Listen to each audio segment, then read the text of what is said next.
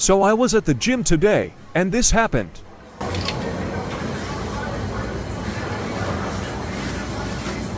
that thing on? I couldn't hear him because my music was too loud.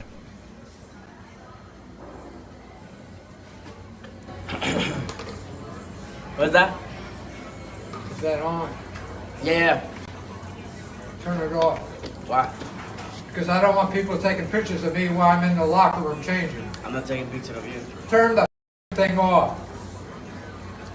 Grandpa was mad for no reason. Actually, Grandpa has a very good reason to be upset. This is when our man Joey Swoll comes in to explain why this is horrible gym etiquette and should not be tolerated. He has the right to privacy, or at least the expectation of privacy. And that's not just gym policy that's written all over the locker room walls. That's the actual law. Joey Swoll is 1000% right here, sometimes referred to as the right to be left alone. A person's reasonable expectation of privacy means that someone who unreasonably and seriously compromises another's interest in keeping their affairs from being known can be held liable for that exposure or intrusion.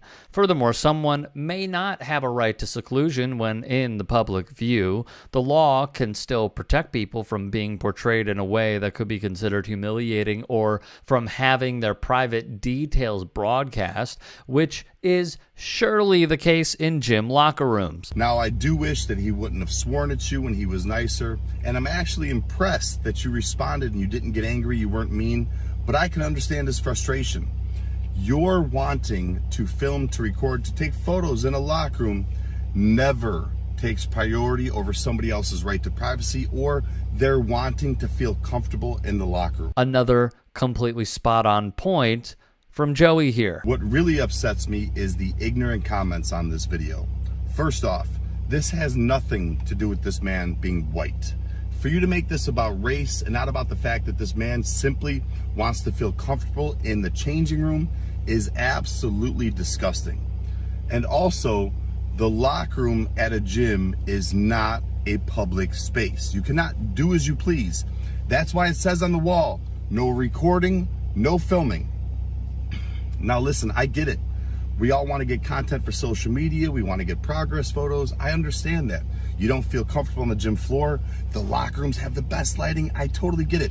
But you need to be respectful of others. This guy. They really should have a camera in there.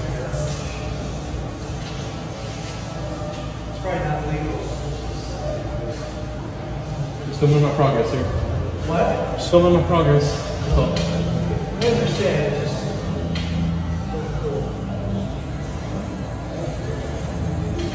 If I'm going, you can go over probably there. not legal, like I said.